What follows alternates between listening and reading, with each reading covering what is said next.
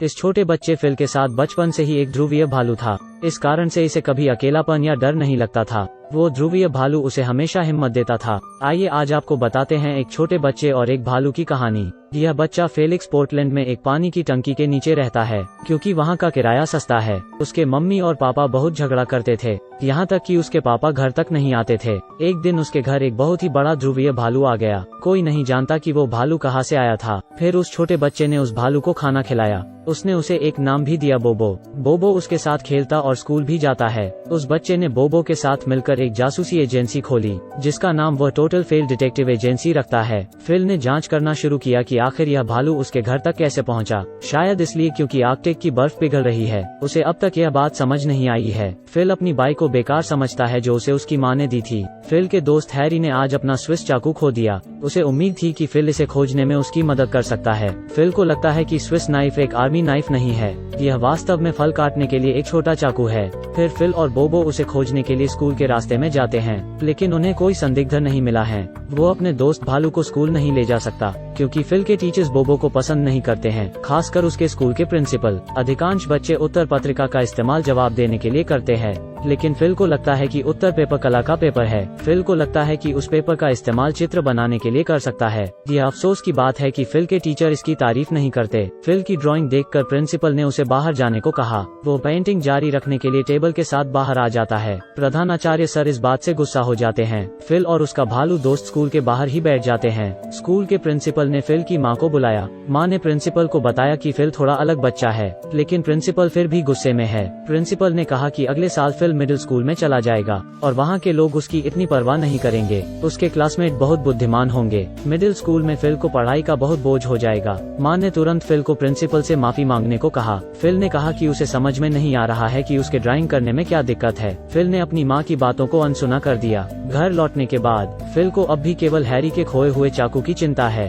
Fill अपने दोस्त भालू से कहता है कि उन्हें इस मामले को सुलझाना होगा। आज कक्षा में हैमस्टर की देखभाल करने की फिल की बारी है। सुरक्षा के लिए उसने ध्रुवीय भालू को बाहर छोड़ दिया। बदकिस्मती से फिल के स्कूल की एक लड़की पहले से ही हैमस्टर को मार चुकी थी। वो सोचता है कि हैमस्टर के शरीर को निरीक्षण के लिए घर ले जाना चाहिए। फिल सोचता है कि एनाटॉमिकल टेस्टिंग से कातिल का पता जरूर चल जाएगा। फिल देखता है कि ध्रुवीय भालू फिर से मजे कर रहा है। फिल इस बात पर भालू पर रास्ते में गुस्सा करता है। वो कहता है कि जासूस के सहायक के रूप में उसे उसकी मदद करनी चाहिए। फिल के पड़ोसी भालू को नहीं देख सकते हैं। गुस्से में फिल भालू को डांट रहा है। उसने अपने एक दोस्त जियो से हैमस्टर को मारने वाले हत्यारे को गिरफ्तार करने में मदद करने के लिए कहा। वे बड़े मोटे आदमियों के वेश में दुकान में घुस जाते हैं। नतीजतन कांच की दुकान पूरी तरह से तहस नहस हो जाती है। एक ट्रैफिक पुलिस वाला आज फिल के घर आया, क्योंकि फिल की माँ फिलहाल सिंगल थी। यह आदमी रोज फिल के घर आता था। ऐसा लग रहा है कि यह फिल का सौतेला पिता होने वाला है। फिल इस बात से थोड़ा डरा हुआ था।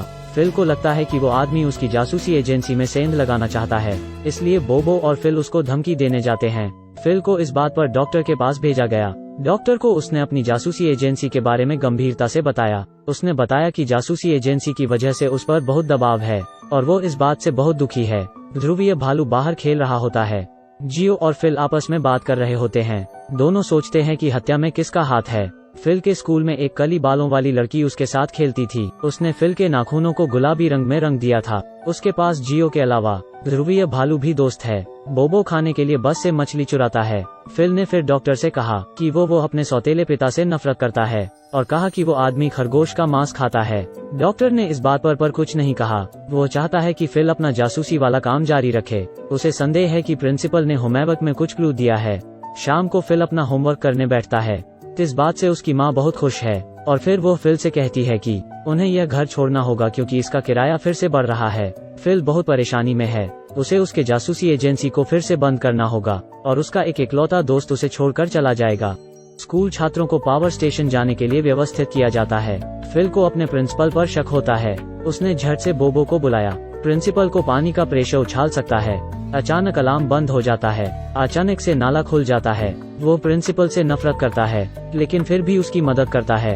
वो दोनों पानी के बाढ़ से बच जाते हैं, लेकिन प्रिंसिपल बहुत थक जाते हैं और आगे नहीं चल पाते हैं। फिल उदास है। यह सभी कानूनी जिम्मेदारियां उसकी माँ को संभालनी होगी। इस बात से फिल की माँ उससे बेहद नाराज थी। फिल पूरी तरह से बेबस महसूस करता है कि वो अपने क्लासमेट्स की मदद नहीं कर पा रहा। उसने हैमस्टर के शरीर को लौटाने का फैसला किया। फिर वो बोबो के साथ स्कूल चला गया। वहाँ उसने देखा कि स्कूल में एक नई शिक्षिका आई है। फिल अपने प्रिंसिपल को बहुत याद करता है।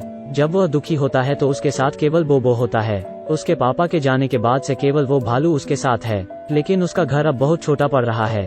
उसको अब बोबो को चिड़ियाघर भेजना होगा, क्योंकि वो उसके लिए बेहतर जगह होगी। फिल ने डॉक्टर को बताया कि उसको होमवर्क में कोई क्लू नहीं मिला और प्रिंसिपल सर बुरे नहीं हैं। अचानक उसे केक में एक बग मिला। फिल अब बोबो को खोजने जा रहा है। सबसे पहले उसने अपने सौतेले पिता से मदद मांगने की सोची। उसने अपने सौतेले पिता को भालू को खोजने के लिए चिड़ियाघर चलने के लिए कहा। सौतेले पिता उसे चिड़ियाघर लेकर आए। फिल अपने दोस्त को खोजने के लिए चिड़ियाघर के पानी वाले हिस्से में गया। फिर उसने बोबो को वहां से बाहर निकाला। इस समय के बाद उसने जाना कि उसका सौतेला पिता बुरा नहीं था, वो वास्तव में एक बहुत ही अच्छा आदमी है। चोर का सामना करते समय फिल ने देखा कि उसके पास चोर को पकड़ने की क्षमता नहीं है। इस बात पर फिल चिंतित दिखा। उसने सोचा कि वो कार चलाएगा और चोर का सामना करेगा। कार चलाकर उसने कार को प्रिंसिपल के घर में घुसा दिया। प्रिंसिपल सर उसके बहादुरी की प्रशंसा करते हैं। कुछ मिनट बाद वहां पर पुलिस आ जाती है। उसने अपने पिता को चोर से बचा लिया है। फिल ने अपने सौतेले पिता को जासूसी एजेंसी में शामिल होने के लिए आमंत्रित किया। सौतेले पिता ने भी निमंत्रण स्वीकार किया। फिल अपनी ग्रेजुएशन डे पर आत्मविश्वास से अपना भाषण देता है और कहता है कि अब से वो बहादुरी से मिडिल स्कूल जाएगा। फिल वास्तव में एक ऑटिस्टिक छात्र है। वो इतने समय से अपने पिता के प्यार को खोने के वजह से ध्रुवीय भालू को इमेजिन कर रहा होता है। जब तक वो एक मनोचिकित्सक से नहीं मिला, उसने यह नहीं समझा कि प्रिंसिपल सर अच्छे थे। उसके आसपास के लोगों और सौतेला पिता के प्यार ने उसे इससे बाहर निकलने के लिए प्रेरित किया है। यह थी इस फिल्म की कहानी। इस वीडियो को देखने के लिए आप सभी का शुक्रिया। इस फिल्म का नाम टिमी failure missed case were made है।